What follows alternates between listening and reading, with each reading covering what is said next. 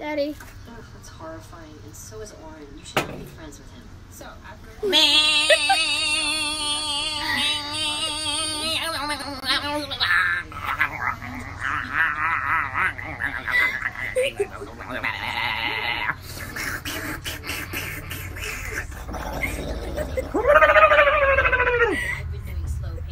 I'm done. What's up? Nose itches, damn it. Anyway, talk some gaming today. I got the Steel Battalion controller. The big sumbitch with the foot pedals.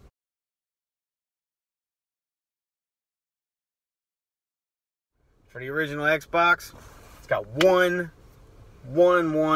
single drawback. 2 games. As far as I know, only 2 games came out for it. The first Steel Battalion and the sequel, the follow-up. They didn't even make an adapter where you could play it on the 360 for the 3rd game. You got all that money invested into that controller. It doesn't have to only work with that controller. You could use that or the Kinect or whatever the hell you want. It doesn't matter. It's up to you. It's your life. Live it the way you want. But anyway,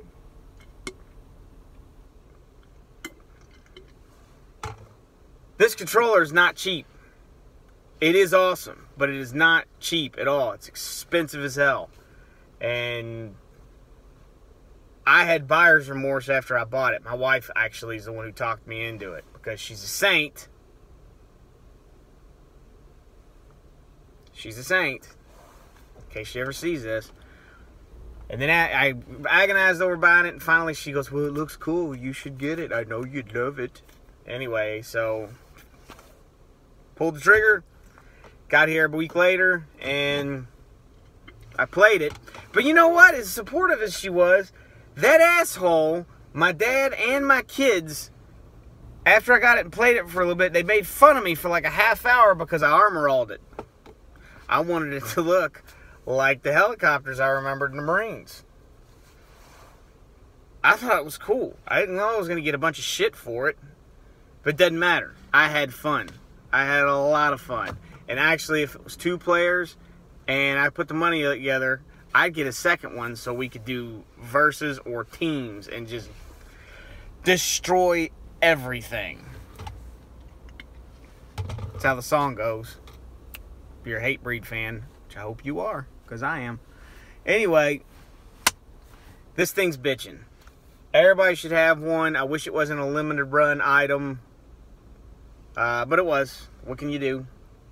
Anyway, there's a learning curve with it that's unbelievable. It's unlike any controller I've ever seen before. It's not just that there's a lot of buttons, switches, and knobs, levers. It's the fact that your arms, hands, thumbs, feet are all doing something different. It's like playing the damn drums using this controller. In fact, when I master this controller, I'll buy a drum set to see if it made me any more proficient in that department. I mean, I can already do this. Based on my 3rd grade music teacher, I should be able to play the drums really good. Honestly, though, I think she was full of shit. I mean, I can do it with this hand, too. Switch it up, you know? But I can't play the damn drums. But I'm hoping with some experience with this controller, I learn. Anyway, I mean, they got Rocksmith for the guitar. I'd be curious to know how many people actually learned how to play guitar playing Rocksmith. Nobody learned it playing Rock Band. Speaking of which, that episode of South Park, fantastic. They're at the coffee shop, and all you hear is the clicks, and everybody starts going, oh, I love that song. Yeah, that was awesome.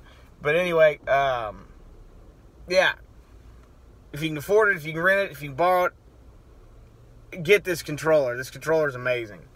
And the game, it would have sucked to buy this controller and then have the game just be terrible. Have this awesome controller and this terrible, terrible, terrible game. But it's not the case. I'm not sure about the second Steel Battalion. It may suck for all I know. I haven't played it. I'm looking for it. I want to buy it. I want to play it. I want to try it.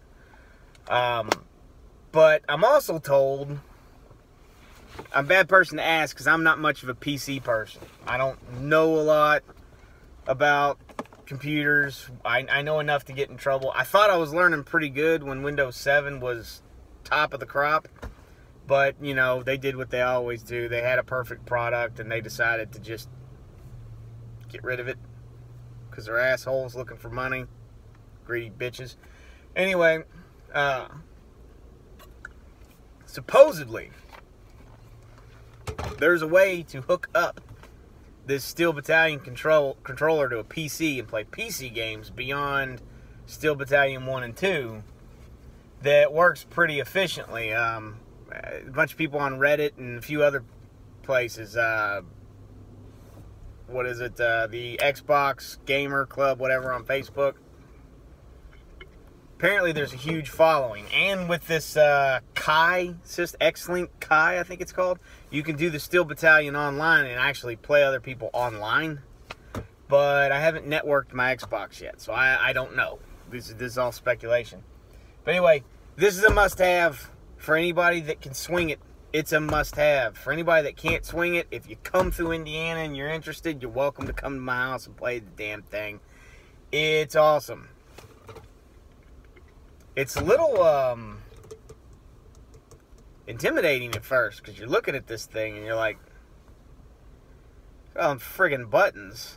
That's a shitload of buttons. But it's still cool. You know, you get the hang of it. I think I died like 10 times just trying to figure out how to move forward.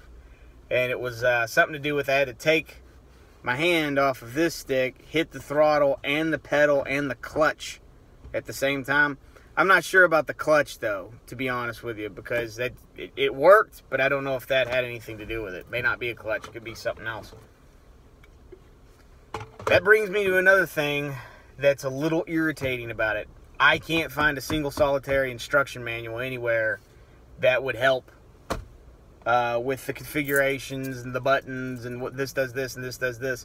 The maddening thing is they give you a tease. You flip through the instruction manual for Steel Battalion and you get to a certain page and it's got the controller on it. It tells you what 5 buttons do. So you think, I'll go to the next page and figure out what the other 50 do. Well, so you flip it and you look at it. Nope. No more controller stuff after that. It's all other shit, and then it eventually goes into another language. Speaking of, been doing a lot of mods here lately, and I finally got a Spice Orange GameCube.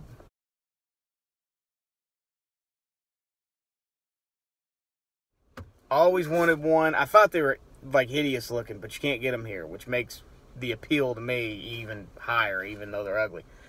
So anyway, I get one. It's finally at the house, and I'm looking at it. This thing, first of all, is gorgeous. It's not a photogenic console because it looks like shit in photos, but it's actually gorgeous. So, you know, if you ever were interested, but not sure about the color, it's gorgeous when you get it. The pictures do not do it justice. Anyway, so in my quest to mod everything, I stick my Swiss boot disc in and my SD2, SP2, whatever it's called, SD card reader in the bottom of it. Won't read, won't work.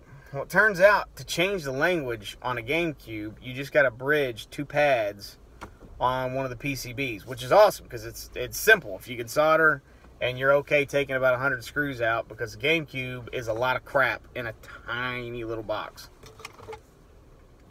Anyway, once I got to the solder point, it didn't take any time to get it done. And sure enough, it comes up in English. But let's go back before that, because I have a few Japanese games. Why the hell is it, especially with Nintendo, some with Sega, but especially with Nintendo, I get a question in Japanese writing or a statement, and then it says okay in English under it? And that seems to be the menus all the way to the games. Whole bunch of crap in Japanese and then the interaction in English. Do all Japanese people speak English so they know that part? I don't understand it. Why would it be completely in Japanese? I'm grateful because it helps me navigate those menus, but it just still seems a little off and wrong. Why should they be forced to learn English to play a video game? Because it's not exactly like there's a language selection on the GameCube. If you want it in English, you got to go in and do that mod. Or put a Xeno chip in, which I did that too, but I'm using my piece of shit soldering iron where the tip's too big, so I'm pretty positive I didn't get it done right. Because I've done 4 or 5 of those mods. It's just one soldering iron's down right now. My good one is down right now. And my crappy one is... The crappy's not a sufficient enough word. It's terrible. It's the dregs. The old Radio Shack one I got like 15 years ago, and it came with one solder tip, and it's great for like, I take that back, it's not great for anything. The thing sucks. Just buckshot broad spectrum. It's terrible. It's not good for shit. Maybe if you wanted to put a scar on your arm, it'd be good. Maybe as a wood burning kit. I don't know, but it's garbage. Anyway, I got a new one coming today, just for the portability aspect. But I digress. I think I used that right. So I'll be doing that Xeno repair today. I also got a couple other things on the back burner I've never done before. I've never been into software. It's always hardware. I'll mod, if I can, physically. But as far as getting on a computer and changing things and uploading this and boot files and root files and bin files and ISO files, I don't know. I don't know. I don't care. I don't want to know. I take that back. I'd love to know. I just don't want to learn. You know, it's kind of like math. I'd love to know. I just don't want to learn. I know enough to get by. But I've forgotten so much of it. It's just exhausting to think of relearning all that crap that I barely use. But the older I get, the more I want to know everything. So, but anyway, I got a fin rear for my Saturn.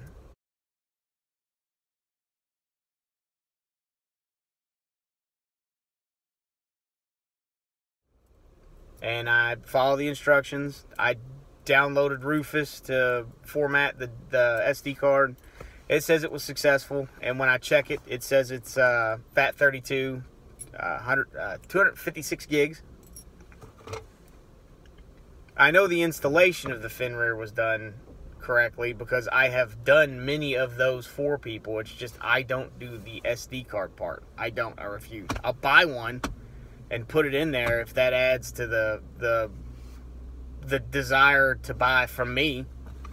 But there won't be shit on it. Whatever it comes with, when Amazon sends it, that's all that'll be on it.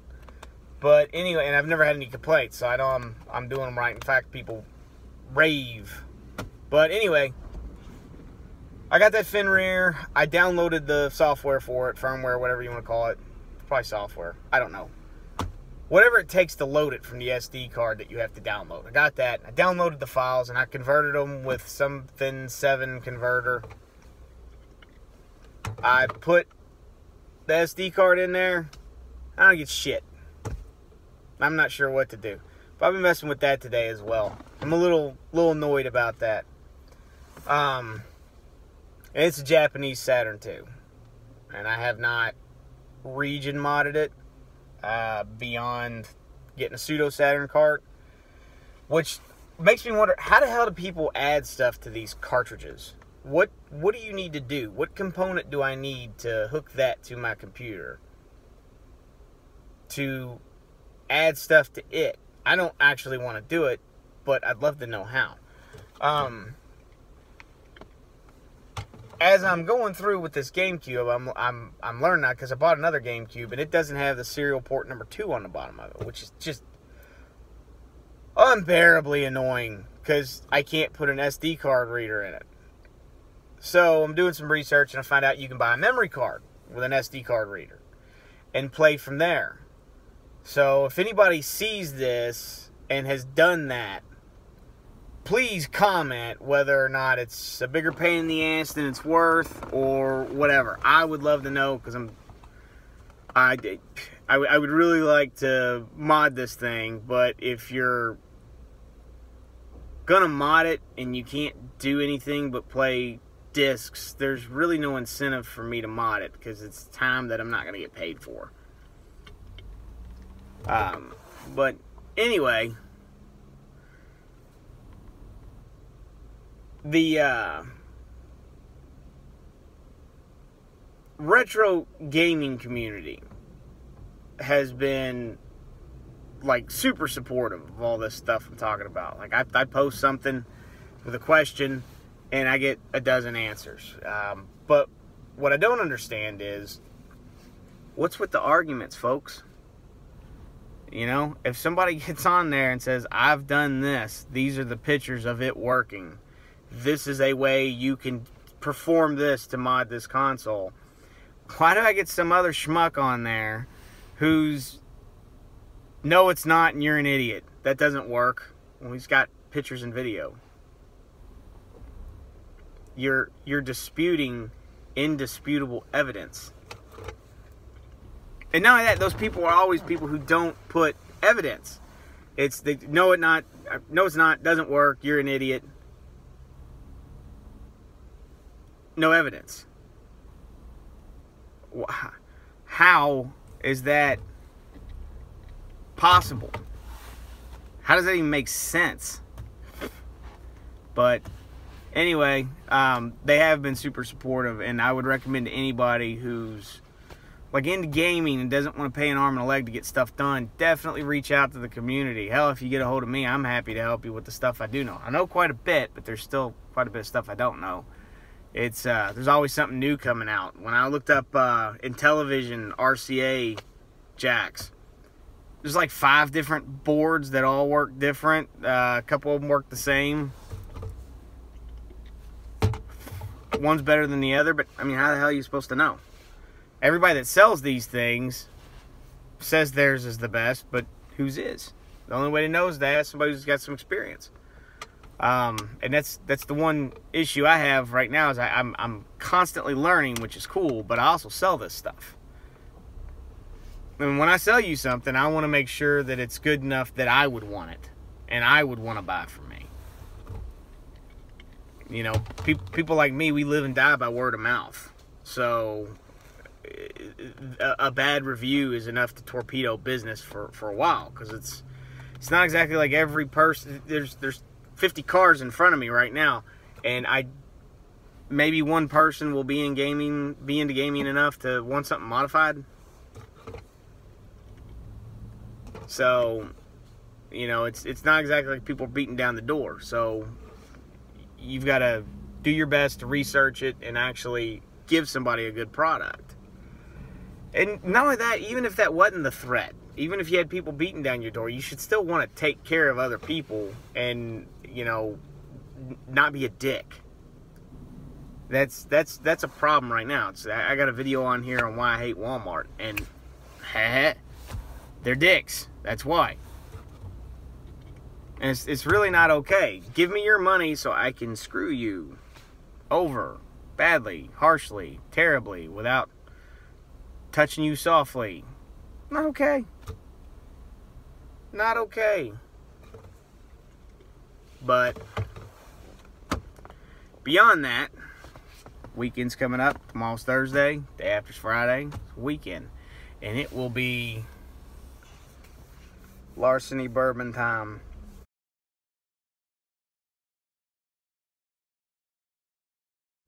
I don't know how many bourbon drinkers I got, but if you've not tried larceny, get off your ass. Find it, buy it, drink it. You'll thank me.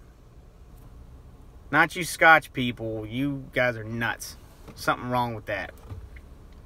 I don't condemn anybody, but anybody who's willing to drink friggin' racing fuel, I'm concerned about your health. I really am. But there's my ad that I won't get paid for. Given that this is a YouTube video, please try it. You'll enjoy it. Beyond that, I appreciate anybody who watches this, anybody who interacts, even if you want to get on to call me a pud or something. That stuff makes me laugh. I love hearing criticism. So get after it. You know, you want to follow me, by all means, please. If you don't, skip ahead. Leave your comment, complaint. Maybe I'll address it, maybe I won't. Either way, the clever, the better. The more clever, the better. So, if you got something terrible to say to me, be clever about it. Otherwise, nobody will care. And I like to laugh, so. Anyway, happy hunting. Thanks for tuning in.